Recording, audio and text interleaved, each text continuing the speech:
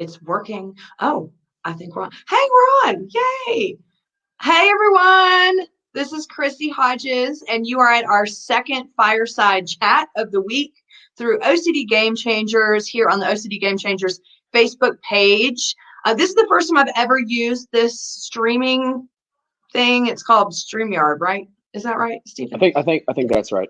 Yeah, so I am feeling a little bit technically challenged and nervous, but Stephen seems all relaxed over there, so I think that we're doing good. Anyway, I will start by introducing myself, and then I will hand it over to Stephen. So my name is Chrissy Hodges.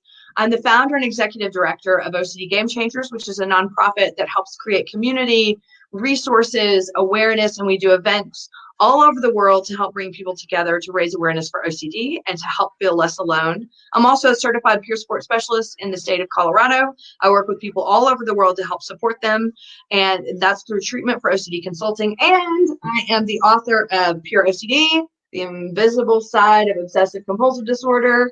That's me. I will say, I'm just going to segue this way, Stephen. I might get you to tell the story, actually, but not in detail. Stephen is going to introduce who he is, but I feel this very special connection to Stephen because years and years ago, when he was suffering with OCD, and he'll tell you what the amazing things he's done since then, apparently he heard my first podcast that I ever did called The Stigma of Mental Illness Radio. It was like back in the days where I didn't know what the hell I was doing with advocacy, but I started just throwing my story out there because I was like, there are people out there with pure OCD, and I know I can find them. And Stephen found me. And then a couple years later, after hearing that podcast, getting help, getting inspired to become an advocate, he called me up. I remember the conversation when you told me the story for the first time. I remember where I was sitting. I remember like holding back tears, or I may have cried. But I was like, I don't know this dude. I don't want to break down in front of him. But anyway, so it's so cool. This is very full circle, and I could, as not to sound like condescending, I could never be any more proud of anybody for just that whole finding out something that's going on with you and turning it into a positive. So with that, Stephen, who are you? Thank you. My name's Stephen Smith. I'm the founder and CEO of nocd. So we provide online therapy for obsessive compulsive disorder where people can come in. They do live video therapy sessions with our licensed therapists that all have specialty training in exposure and response prevention as well as OCD. And then in between sessions, people can get support from different peer communities and self-help tools, especially when their therapist isn't around, right? That's often the time when OCD gets bad. So we've grown today. We're online. You can download our platform. You can do the live telehealth sessions with our therapists, especially amidst all that's going on with the COVID-19 pandemic. But all in all, wouldn't be here today if it wasn't for Chrissy. So really excited to have the chance to be on this podcast or this webinar. And, just to kind of back up and tell a little about the story, I have OCD, intrusive thoughts, went through the ringer with misdiagnosed 5 times. When I was at rock bottom, I was searching my symptoms online and I stumbled upon Chrissy's content. And that helped me realize what I was going through is OCD. And that helped me take the next step to understand where do I go get treatment. And that's how I ended up getting treatment, getting better, getting my life back. And so I owe Chrissy a lot. So that's my brief Spark Notes version of the story. Well, and interestingly enough, if any of you out there don't know exactly what Gamechangers does, this is exactly what it is. It's looking and finding people that have gotten better and for whatever reason, and then say, gosh, I want to give back, or I want to find community, or I want to connect with people, and I have no idea how. There was no platform available for people to really create their own support network of advocates or to help form ideas or support one another while we're doing these things. And that is what Gamechangers is all about. That's why we're doing what we're doing this week, which I want to kind of back up and explain what fireside chats are. But that makes me so excited because that's why we're here today, Stephen, to support one another and to help reach other people and save lives. Exactly. And so you're definitely a catalyst for advocacy within the community, and it's helping a lot of people get better. It's amazing to see just the growth in Gamechangers over the last several years. I know. Yeah. Luckily, we had growth before the coronavirus was going to shut everything down. Literally, definitely. 2 days. Literally the last day before the whole world shut down, Chrissy had Gamechangers. I know. So Fireside Chats, basically, and I explained this yesterday with Phillipson. Fireside Chats are, they were actually implemented during the Roosevelt. Shit, did I get it wrong again? It's one of those presidents. Let's just roll with it. Let's just roll with it. During the war, oh God, I'm gonna look so stupid. Anyway, addressing the nation when people were feeling scared and uncertain and not knowing. And to quote Phillipson from yesterday, humans feel ambiguity when you don't know where the finish line is. And so that's why we're doing this today. We did this activity at Game Changers, the event 2.5 weeks ago. It was wildly successful, just being able to relax and talk about how we're really feeling through all this. And so, Stephen, I just want to ask you one question, and then we'll kick into how you're feeling during all of this. But Sure. Stephen was a speaker at OCD Gamechangers this year for the third time.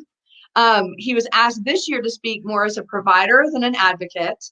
Because now NoCD is providing therapy for individuals in specific states, which is awesome. Mm-hmm. Yeah. So, Stephen, what was your favorite part of Game Changers this year?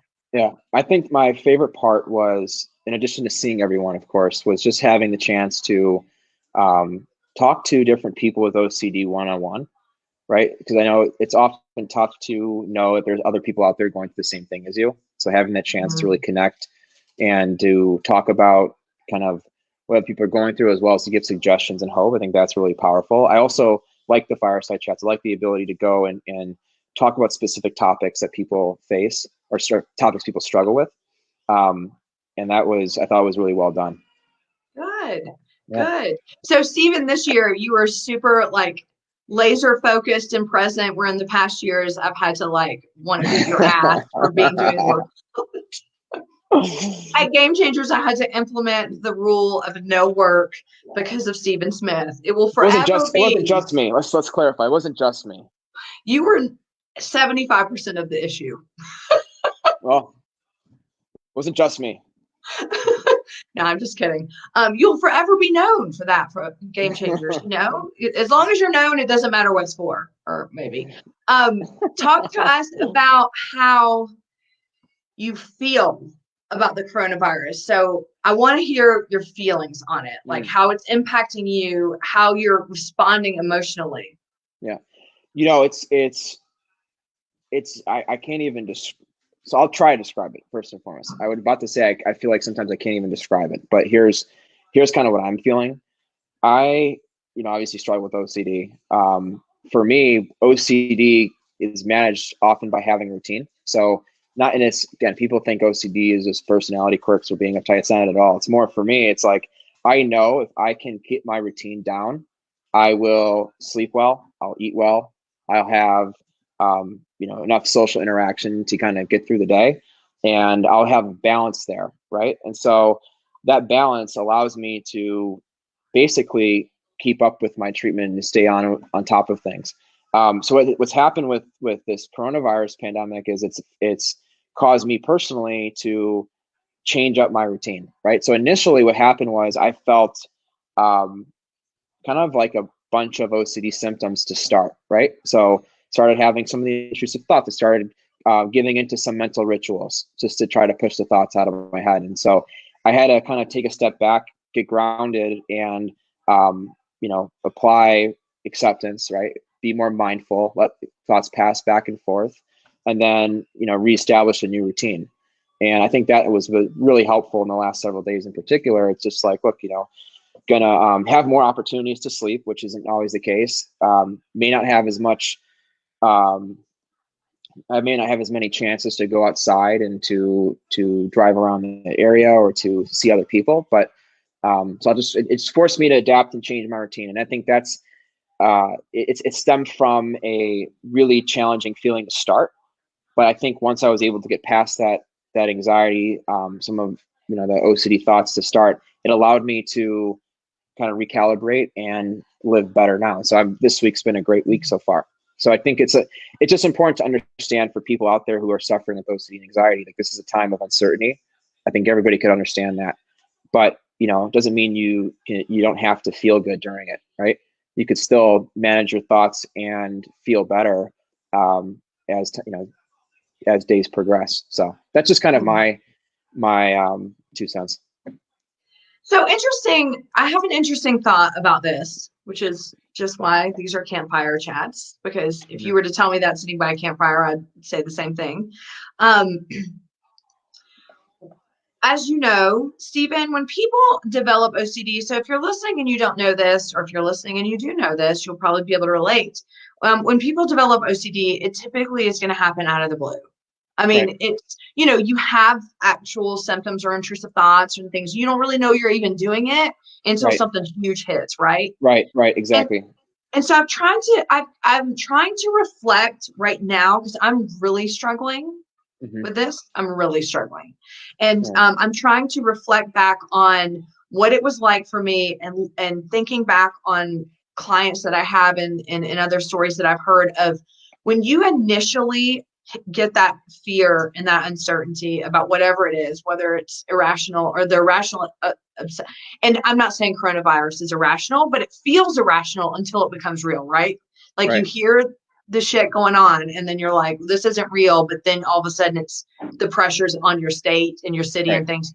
But I agree with you. And I think that's an interesting point, that when we first feel that fear and uncertainty, it's almost like your world gets wrecked and you don't know what to do. And then right. you're forced to find the new normal within right. your brain. Right. And even if you have to grieve that new normal, or if you feel helpless and hopeless of, I can't believe that this is what I have to deal with, or I don't want to have to maintain this for the rest of my life, or however you feel, or I'll adapt the best way I can. For me, it was, I need to become larger than life so nobody right. knows what's going on. Maybe that's exactly what's happening for me and a lot of people right now. It's this reality check of, oh my God, this is the new normal. And now right. what do we do? Right. And I think people with OCD are able to handle those situations the best because we've already gone through something like this before. This isn't the first time we've had to experience a new normal, right? Like when you start suffering with OCD to start, you have that drastic change in your life, and it happens on a dime, like you said. It doesn't just like all of a sudden it comes out of nowhere. It feels like, right? That's the problem with OCD. So, you know, I think that allows the OCD community in many ways to be stronger during this time, right? Because you can then adapt much faster. You've already transitioned to a new normal with having OCD. What's to say you can't do that here with the coronavirus pandemic? And so I think that's something else. I think if you can transition to a new normal once before, it allows you to do it much more easily the second time around. Well, when you said, what's to say you can't do transition again, like my face went like this. And the reason why is because wait, can you just do that face again? And it didn't like freeze right then. Okay, so I'm going to share with you, since we're sharing our feelings and experiences, and I texted Stephen with this earlier, is there was this, all of a sudden, right before we were going live here, like an hour ago, the mayor of Denver got on a press conference and said that they're going to implement a stay home order. And here are my true feelings. I'm just going to say it for everybody to hear. I went, as I'm watching this, I also see on social media how a lot of people who don't suffer with anxiety and maybe don't need that routine or have a hard time adjusting the routine going, this is so awesome. Thank goodness, finally, blah, blah, blah. And I felt the opposite. I felt terror. I felt panic like I have not felt yet. And all of a sudden, the order isn't like this, there's going to be military outside the door. And I don't think that'll ever happen where I live. However, all of a sudden it felt like when I have OCD or when things are really hard with anxiety, I at least have freedom in other areas to be able to compensate or to be able to go, okay, well, even if I'm trapped in my brain, I have all of this other stuff out here. And all of a sudden, like having those things taken away, which is why I made the face earlier. If there are things implemented to say you cannot do this now, and those things are taken away, all of a sudden that makes me, as an individual with anxiety, terrified Mm. and hopeless. That's the best way I can put it. Well, I think it's like you're getting your outlet taken away in many ways. Yes. Right? Yes. And so that is tough. If you don't mind, what are your outlets, Chrissy? So, thank you for asking that. And y'all listening, you're probably going to be like, what are you even complaining about? I work from home anyway. So basically, and I feel so grateful and so privileged that I work from home. I'm so lucky. However, I also rely on clientele. And clientele is going to absolutely decrease when the economy does, because people can't afford it. And I understand that. And so those are anxiety, which I want us to talk about as well. But my routine would be, I do the same thing every week. I'm sorry, it's so OCD, but I do. Like, I go to the same places. I go and shop at the same places. I go and exercise in the same areas. I see the same people. I'm able to have conversations with the public, and be able, and so the thought of that and they've already shut down everything other than the essentials. And so the thought of not being able to do that, or getting in trouble doing things like that, which I don't think that's going to happen. If I get in my car and drive to the trailhead 5 minutes away, I don't think a cop is going to stop me and find me. Okay. But it's just the idea that is a possibility and that could get taken away. That feels really scary to me. And I know it feels very scary to other people who are in way bigger cities than I am. I'm in a small town up in the mountains. I can just walk out my back door. Right. So is it the fear of not having order? Or do you think it's just the loss of freedom? Loss of freedom. Yeah, I definitely feel that. So what is your plan going forward? So I know obviously you have this loss of freedom, and it's obviously making you feel pretty apprehensive. What are you going to do going forward? I'm sure other people are probably sitting back thinking of the same thing. Is like, what do I do in this situation? I know, you definitely are. You have a great way of doing things. So I'm sure people want to hear. Thank you for asking that. I think it's a good question, and for all of us to look at. First, I think it's important to remember that it was okay for me to flip out for a moment. And I think, to echo what you were saying earlier, it's okay to have a lot of bad thoughts about things at first, but that we have a really outstanding ability to adapt. And so in hearing that news, I got really scared. And then all of a sudden saw on social media, I have no right to be scared. Because people were commenting going, this is awesome. I'm so glad. And so all of a sudden I felt like, oh my God, my feelings aren't valid. I'm not supposed to not be happy about this, but yet I'm scared. So it's like juxtaposed. Does that make sense? It makes total sense. And so my plan is, let me feel this through. Let me find out what's really going on with this new order in our town, or in Denver, which will eventually trickle down to us.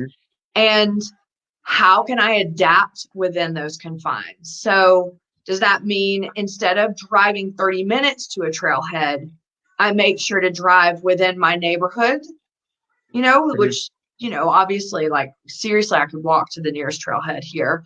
Or, like, people, Stephen, you'll understand this. People are struggling even because their gyms are getting shut down. Gyms are a huge outlet for people for mental health, for their everyday sanity and stress.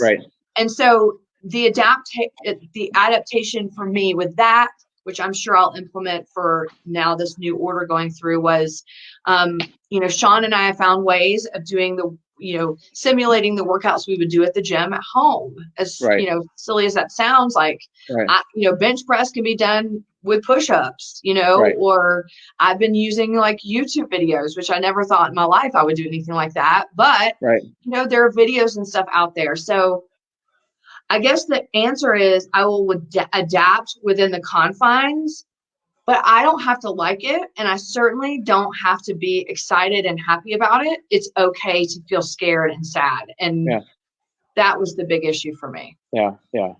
I totally feel that. Do you think after the quarantine is over, that there will be things that you maybe make a habit that you do at home that will probably carry over to kind of like your everyday life? Hell no. No.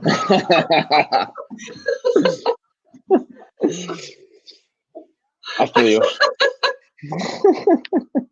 I want to go back to the gym. I want to be able to go sit at a bar or a restaurant and order sushi. Yeah. I want that. That is my norm. That is what I do every single week. And it's hard not to do that. And I cannot wait until I'm able to do it again. So maybe I'll appreciate it more. Maybe that's the effing silver lining. Yeah, I don't know. I mean, for us, it's like the same thing here in Chicago. I mean, there are whole cities pretty much on lockdown. Even in my apartment building, like you can't use any of the amenities. You can't use any elevators. Really, like they've closed down. You can't use the gym in your apartment building? You can't use anything. Oh my God. It's an absolute. It's absolutely locked down. Right? You can't do anything. You have to order in food. When you go to the grocery store, half the store is already sold out, right? It's a really interesting time. So hopefully we can figure things out quickly because, yeah, I mean, and the thing too is in Chicago, it's just about to get nice, right? So we have a really long winter like Denver. So everyone wants to kind of go out and do stuff, but you really can't because of the stay-at-home regulations. Yeah. Well, so. Too bad y'all didn't all just stay out here in Colorado. That'd been amazing. For all this. Yeah. I thought there would be a lot less sleep happening. Listen, I have to say, I just saw that Ethan Smith commented, and he is totally commenting to try to like mess with me. But I also want to say something about Ethan Smith. Ethan Smith is the international ambassador, or the ambassador for the International OCD Foundation. He's a good friend of both of ours. But Ethan said something the other day, and I actually was going to mention, you can drink that while you're sitting there, by the way. You don't have to like move out of the way. I thought that was pretty sleek. Just don't are you worried you're going to spill it? I would spill my computer before I spill it on myself. That's just my luck. So Ethan said something interesting. And I wanted to actually quote it because I think it's really pertinent to what we're talking about right now. When I was talking to him a couple days ago, it was probably my lowest point. It was, I think it was on Sunday, Ethan. I can't really remember correctly. I had just hit kind of that sad rock bottom. He said this, we were talking about my routine and what I normally do because I work from home. And he wasn't saying in a way of like, oh, deal with it. You go out anyway, but he was like, here's the thing. It didn't bother you before because people weren't telling you that you can't do it. Right. And now it bothers you because it's the opportunity to have that freedom taken away. And that really resonated with me because yes, I mean, seriously, my routine hasn't changed other than being able to go out to the places I want to and, put money into the economy and things like that. But the fact that someone's telling me that I can't and that there'll be regulations on those, Stephen, I think that is so huge for people with OCD because we become such prisoners in our own brain that it's almost like if anything in the outside world can help free us somehow, even if it's just temporarily from what we're experiencing here, in my, as Ethan was trying to stump me over here, is talking about shadow fears, but I can talk all day about that. That is a big fear of mine. When I look back on those 12 years, Stephen, that I lived with OCD and having no idea what it was, any of that, when I almost have a traumatic reaction when stuff like this happens because I think, it's like, what if I can't escape? What if I can't? And it's a very privileged reaction too. Sure. I'm just being honest. But well, I think it's a normal. I think it's a logical reaction in many ways. Like people with OCD suffer with something that nobody else understands except for people with OCD. Right? It's just at the end of the day, it's just you don't know what it's like to feel imprisoned in your own mind. Like it's a feeling that everyone can relate to who goes through it, but no one really outside of that can relate. So to have your freedom also get taken away, externally, like that is something that is, I think especially challenging for people with OCD, right? So I think your reaction is warranted in many ways. Well, thank you. I wouldn't say it's privileged. Yeah. Oh, so I want to direct the conversation elsewhere. You have a staff of people. You have built this amazing company, and I do, before we get done here today, I do want to talk about like the opportunities that people could have to do therapy through NoCD. But right now, I want to focus on this. The other issue than just the coronavirus is the economy. Is what is going to happen after all of this, because we all know the fallout's coming. You are somebody that employs people. You are somebody that relies on investments and investors. And I cannot imagine like how that feels for you. Yeah. And I'm not asking in the way of like, tell us about how you're going to make it work. That's not what I'm asking. But I want to explore, especially for people watching who either have employees or are an employee and feel scared. What's going to happen to my job? What if something happens? Tell us what that experience is like for you. Yeah. Well, it's a very tough experience because you see kind of like the markets collapsing, right? You know that investment dollars are somewhat drying up temporarily, considering that there is when there is panic in the market, the last thing people are going to do the last thing they're going to do is invest, right? But at the same time, I think, during any challenging moment, your natural inclination is to speed up, to make a decision, to go forward as fast as you can. I think, Chrissy, you may have been someone who told me this several years ago. It's just like, whenever you have an inclination, actually slow down, reflect, and say, do I have more time than I think? Right? Can I make a decision? Maybe not right now, but maybe a couple days from now or a couple weeks from now, and see how things play out. And so I'm actually kind of in that process as we speak. Right? My natural inclination was, let's find an answer. Let's figure this out right now. Right? That's my natural tendency. But it's been what I've done. But what I've done is basically tried my best to say, look, let's figure this out here in several weeks. Let's get an understanding as to where we're at. Let's not make any rash decisions. Let's figure things out in a few weeks. And things could change, right? There could be, like, for example, different stimulus packages that come through that could influence the markets in a certain way, right? There's a lot that could happen here. For us, though, in particular, we're in a very unique position because, as the challenges have occurred, we've actually seen more demand for us in our abilities to help people, right? And the reason being is we provide telehealth services for people with OCD. So people can do live, face-to-face exposure and response prevention therapy sessions from their house with our providers. That's our specialty. So we've seen kind of upticks in what we're doing, but that's also an opportunity too for us to say, okay, well, if there are people who are becoming unemployed, can we help in some way? How can we help? In addition to just providing treatment, can we help in other modalities as well? And so I think it's, at this time, again, we're kind of like everybody taking a step back, saying, well, what just happened? Instead of reacting in a rash way, we're kind of still, soaking in all that's happening around us. And then we're slowly and logically making decisions. So, but our goal is to help as many people as we can. So our decision could actually be, can we accelerate things to reach more people and help more people during this time? That's definitely a different turn of events for you to slow down. Yeah, it's not something I'm used to. A lot less flying this year for sure. But, I know, because you're traveling all the time.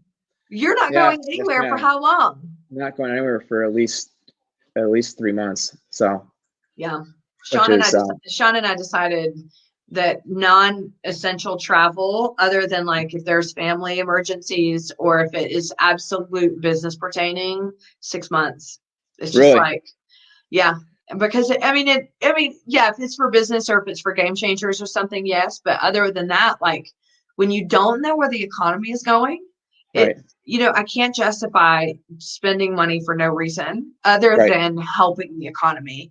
And that priority would be in Colorado right now to help the Colorado economy. Right. Well, I think, there's a lot that's happening right now. And to your point from before, I think we're still in that period where it's still too early to make any decisions. Right? You just still got to kind of absorb it and then absorb the changes. And then once the changes become almost the new norm, then we can start to really, more thoughtfully navigate these times. Okay, so question from that. This is interesting because I wanted to bring this up anyway. Sean and I were in Whole Foods earlier. Don't worry, Mhm. we were social distancing. Um, I just got an attitude. Except you coughed on all the food, right? Dude, Social distance. I have to. Like yeah. That's one of my routine things, and I made it happen. So anyway, we were there, and all of a sudden they had these lines where you can't cross the line, and you have to Really? give like 6 feet to the person in front. And I'm going to tell you, like, the rebel inside of me was like, I ain't doing that. Like, I'm going to push my cart right up to that person and they can F off. Like that, like the rebel in me was just like, do it. And then the cashier coughed really bad while she was, you know, while she was ringing up our food. And she was like, it's just allergies. And I was like, girl, I don't even care. Herd immunity, give it to me. Anyway, but Sean and I looked at each other when we saw those lines, and he said, what do you think the new norm is going to be after this? It's not Yeah. going to go back, is it? And I was like, I don't think it is. So my question to you is, what do you think the new norm is going to be? Oh, wow. It's a great question. I didn't see where you're going with that one for a second. And now I do. I like to keep you on your toes. Oh, yeah. Well, the new norm, that's a good question. I think we'll do a lot more online. So I think this is forcing us, like, it's always difficult to change behavior, right? In any scenario, for people on the day-to-day, for businesses to change their behavior, for economies to change. I mean, it's on any level, changing behavior is difficult. I think this situation is going to force us to change our behavior to be a more online automated society, where you may, for example, see more automation within the supply chain, right? Where you may see, you know, for example, deliveries being sent to you without human interaction. You may see therapy being done online, classes being done online. So I think it's going to be a more online world, which I think in some ways too can also be helpful, right? So that's kind of, in some ways it's helpful, in other ways it's scary. I don't know. I guess that's, so I'm kind of perplexed as well, because I think in some ways it's going to make life easier. In other ways, I think it may fuel challenges to the already existing problems in society, right? Where you're spending all your day on your phone. So I don't know. I think it's going to make us for sure more online, but I wonder if that, in some ways that could help. I think in others it would hurt. But what do you think? I don't know. I think that's just my 2 cents though. No, I think I agree with you about that's what's going to happen. I don't want to accept it. So I'm just going to say I refuse to accept that. Even though I might be forced to adapt to that. I was telling Sean when we were driving today down to Whole Foods, where I social distanced, that I think that this was inevitable, and it's going to be inevitable. You know, the overpopulation, like viruses are going to mutate, like something's going to come through and kill off a bunch of us, or do what it needs to do. As I was telling you earlier, I'm okay to go. Like, I don't want to live past 60 anyway, so I'm good to go now. We need you past 60, Chrissy. As long as y'all continue Game Changers. If that though, I inherit the banana picture.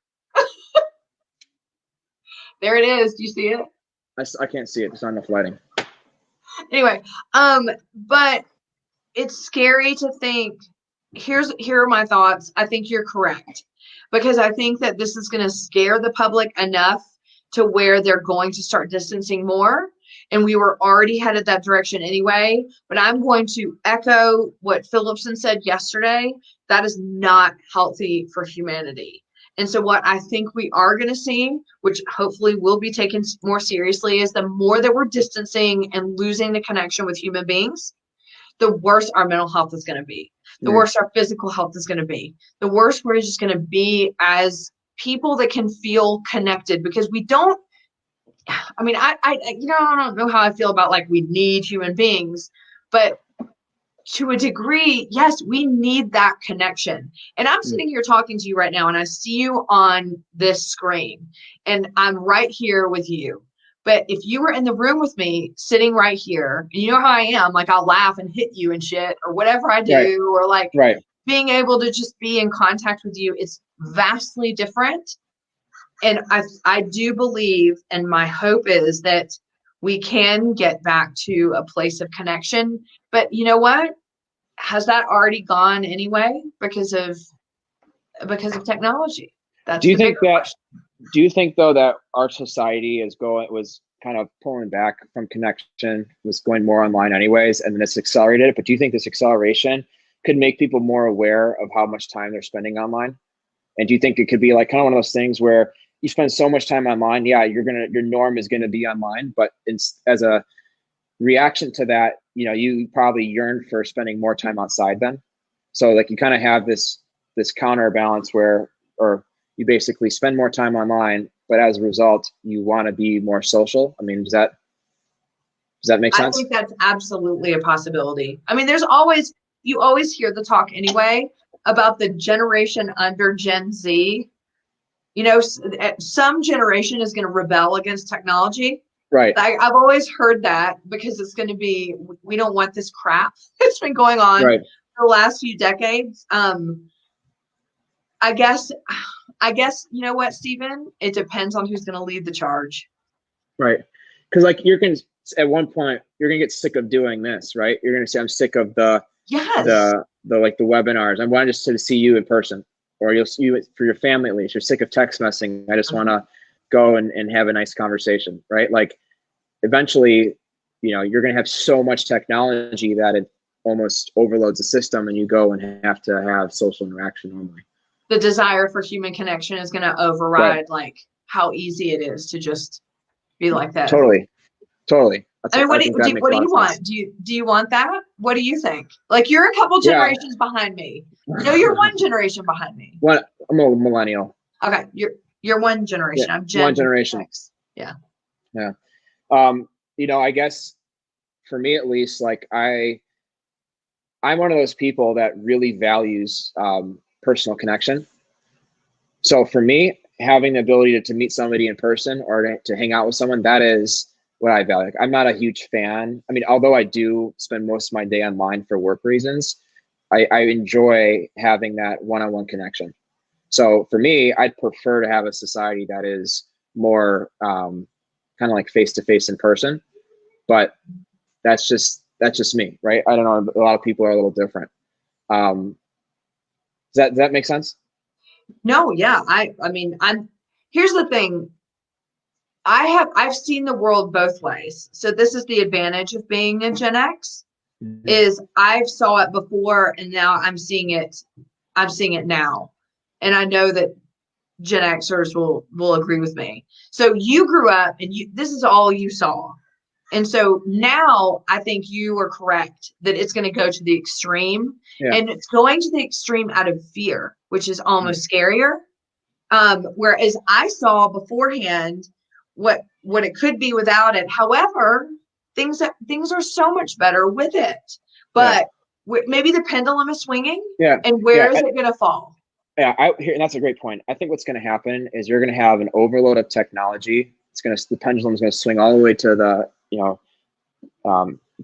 technology side, right? And then what's going to happen is you're going to have people who yearn for kind of social interaction push that pendulum right back to that equilibrium point where it's basically the perfect balance between technology and interacting, interpersonally, right? Mm-hmm. Does that make sense? Like it's kind of like it's going to swing all the way to the right, but then it's going to go back to that kind of like the Goldilocks zone, right in the middle. So that's what I was talking about. It depends on who's leading the charge. Right. You know what I mean? Yeah. So did you ever see the movie? And my sister-in-law brought this up to me. Have you ever seen Surrogates? No. Do I want to? Well, right now, maybe not. With Bruce Willis, and what happens is there's this world where people can be part of the world by being in a computer, and it's all simulated. But you can choose like how hot you are and all of that, and like everybody's having all this fun, but the person is actually at home, and not interacting. Just your surrogate is. But then there's like this rebellion community. And when my sister-in-law told me about it the other day and I was talking to Sean, I was like, I would be the leader of that rebellion community. I'd be like the hippies on the other side. Would your surrogate have the big hair? I don't know. I don't want to think about what my surrogate would look like right now. but I have a feeling I would have to have big hair. Yeah, it's a requirement. But there's that, and then there's then there's Wall-E. I know you've seen Wall-E. Wall-E the movie, of course. Yes, that's what I'm afraid we're headed towards. I mean, not necessarily going into space, but just like having the human connection disappear to the point where you aren't doing anything anymore. Today I felt that fear for the first time when I had to stand 6 feet behind someone to check out my effing groceries. Yeah. Well, like eventually, here's another question. When the quarantine ends, do you think that there's going to be almost like a surge of people just wanting to hang out with each other? So it's going to be like, yeah. I mean, that is the question, right? And because, oh God, I'm going to say this, and people might not like it, but I'm just going to say it. To me, it's just asinine to think, let's quarantine for 2 weeks and then everything's going to be okay. That is not how it's going to work. No one's going to, in 2 or 3 weeks, go and be like, okay, now let's start going to restaurants and pumping money and back to the economy, because fear at this magnitude is not just going to dissipate overnight. Now, all of a sudden, we're back into the real world. So I think being more of a realist and seeing like, no, these 2 weeks, which are going to get extended to another 2 weeks and another 2 weeks, this is going to vastly change how we're interacting. So I think your question, I have no answer to that. Yeah. I mean, I will, the moment the sushi restaurants open, you better believe my ass is going to be there at the sushi bar. But I also know how to deal with uncertainty and fear since I was 8 years old. Here's a question, Chrissy. This is a very different question. How do you like sushi and also have a fear of vomiting?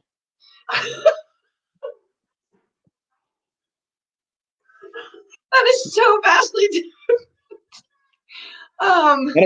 That's mind-boggling to me. And I eat it raw. Yeah. I do. Yeah. Okay. So I think I take the risk and live with the uncertainty. But I do like compulsively, I make sure they're reputable restaurants.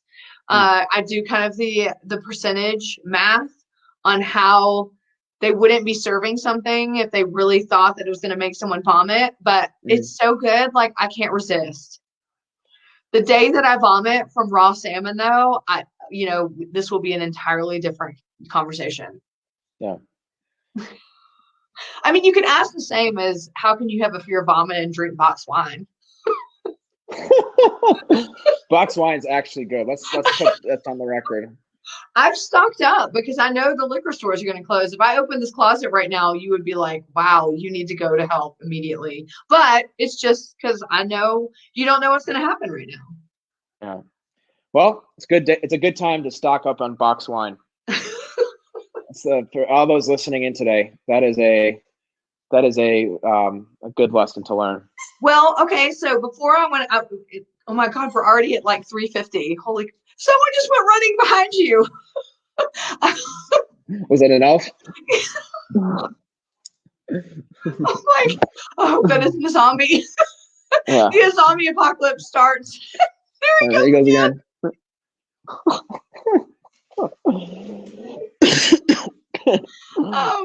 I have one more question before I get to, I definitely want you to be able to tell people what you're doing and how you're doing it, because I think nocd is going to be essential for people during this time where people are going to, be worried about their income and stuff. But here's my question. Mm-hmm. This is like totally on par with the box wine question. Mm-hmm. Okay, so I don't know if you're going to know the answer or have an opinion about this or what.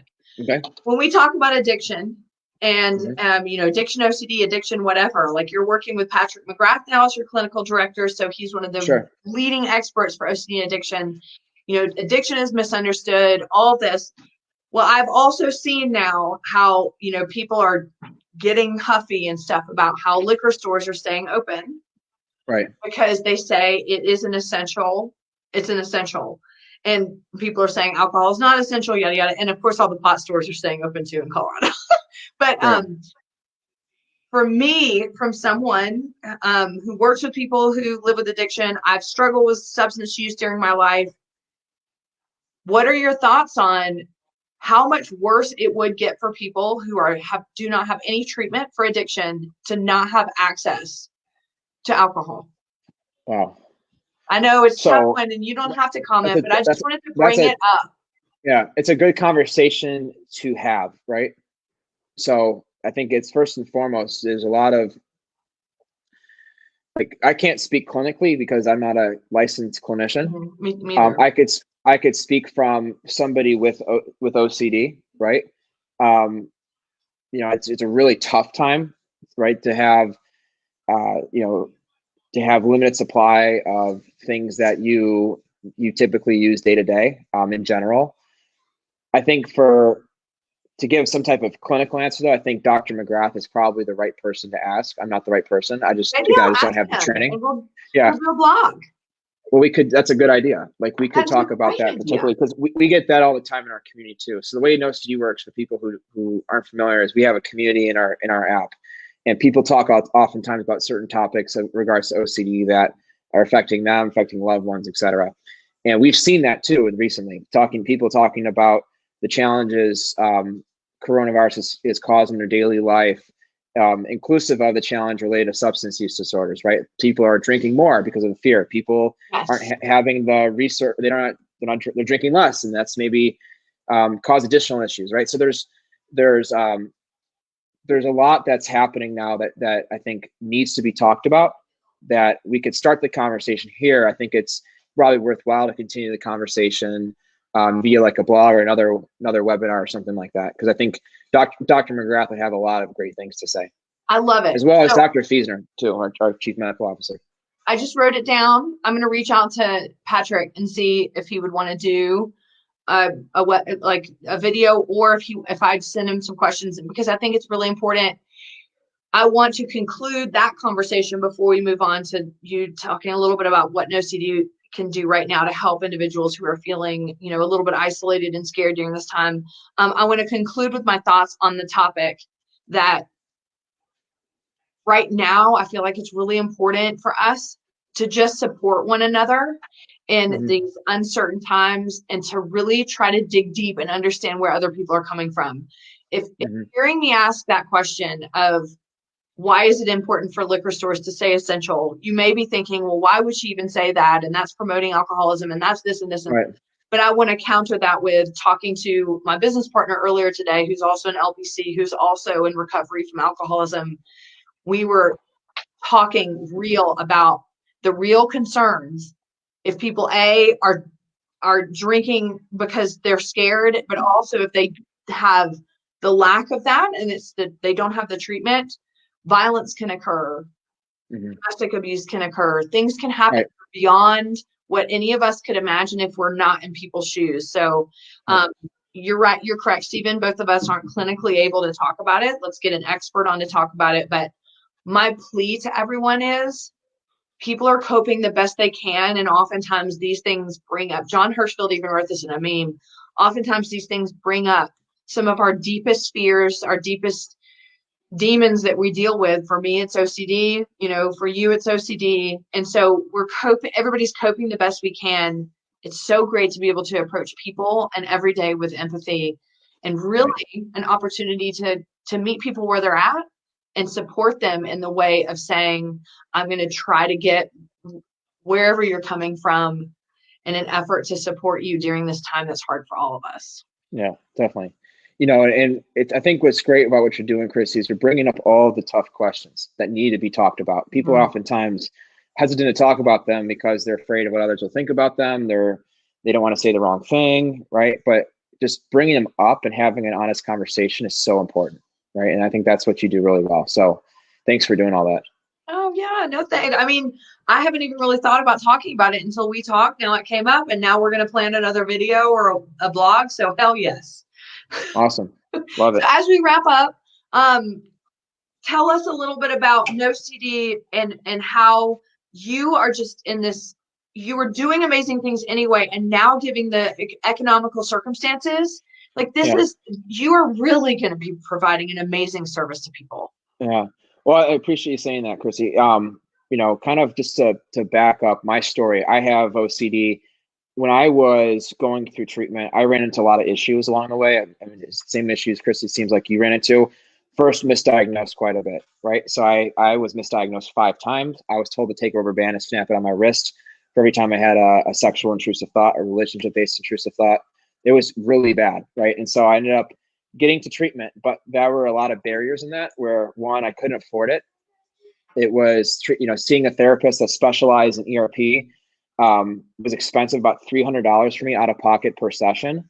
And there was no insurance coverage for ERP specialty care. The second was there was one therapist in my area. So I was living at the time in San Antonio, Texas, and there's only one therapist that I could choose from that specialized in OCD. My other option was to drive 3 hours to Houston to go to the Houston OCD program. So I was kind of restrained from a location perspective.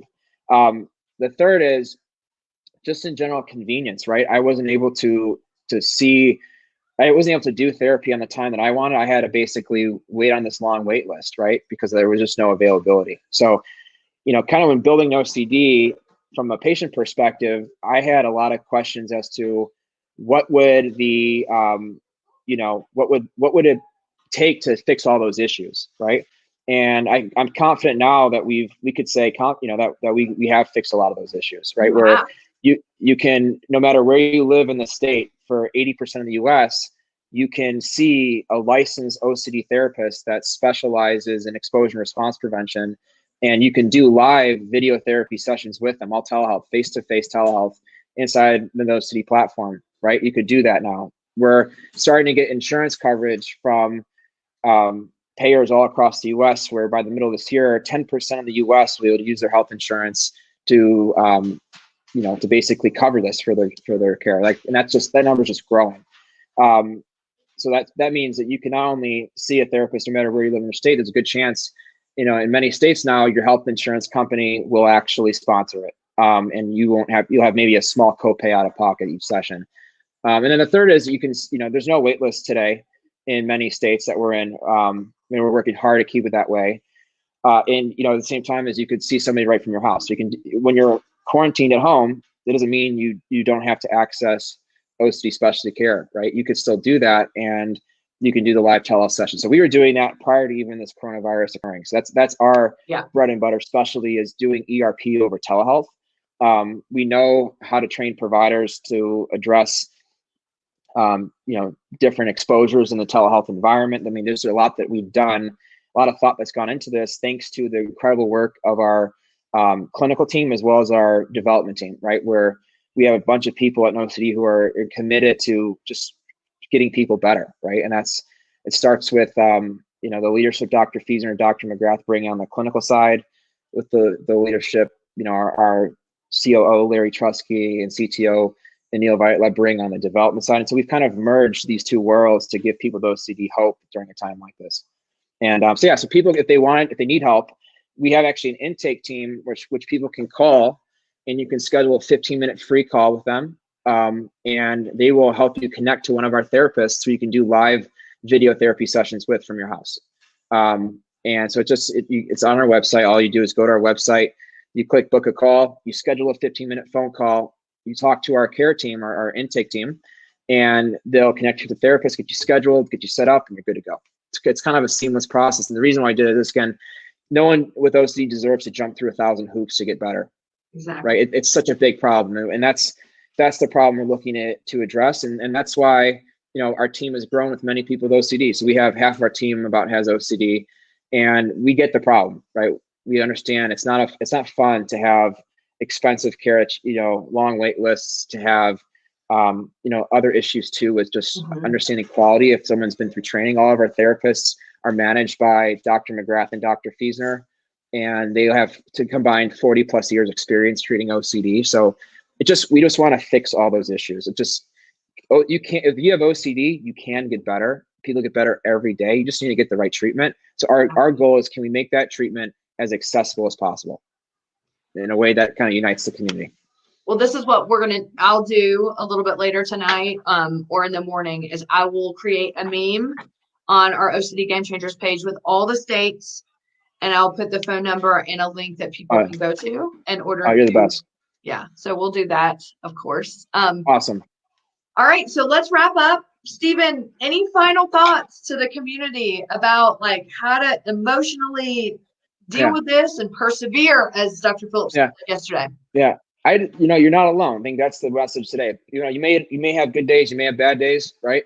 But you have a whole community here that understands you, that knows what you're going through, and is here for you. I think that's the message that everybody with OCD should know, considering there are people like you, Chrissy, who are putting on these great webinars, people like Ethan Smith, we talked about in this podcast, who are doing similar, or this webinar, who are doing similar things. The OCD stories, they're made of millions. There's so many great groups of people and organizations that are changing the game. And those are just to name a few. There's even more. So, I think if somebody is watching this struggling, just know you're not alone. Excellent. Well, several of those people will be on this week. Natasha Daniels will be on tomorrow. We're going to talk about kids, anxiety, and family. She's great. Stuart Ralph of these stories will be on Wednesday. Aaron Harvey of Made of Millions. That shit's going to be real. And then it is. Angie and I will be on Friday to wrap it up with peer support. I now want to contact Patrick McGrath and see if we can get him on here to talk about addiction. Yep. And then I want to get Allegra Castens on. So we're making the best of what we can do right now in this situation and trying to inspire hope. My message to you, and anybody who's listening, thank you for showing up. Thank you for supporting Game Changers. If you want to support financially, and I hate even asking that right now because I know things are uncertain, but if you do want to contribute, please go to our OCDGamechangers.com website, or you can go to patreon.com, patreon.com, and search Game Changers. And we also have a Patreon account. So we will be back tomorrow at 3 p.m. Mountain Standard Time, 5 p.m. Eastern Standard Time with Natasha Daniels. Thank you for being here. There is hope. You are not alone, and that's the point of us being here today. We are right here experiencing this with you, and so we want to let you know and try to brighten your day to help normalize what you're going through, because we're going through it too. So we'll see you tomorrow. Thank you, Stephen. Love you. Thank you. Love you too. All right, guys. All right. Bye-bye.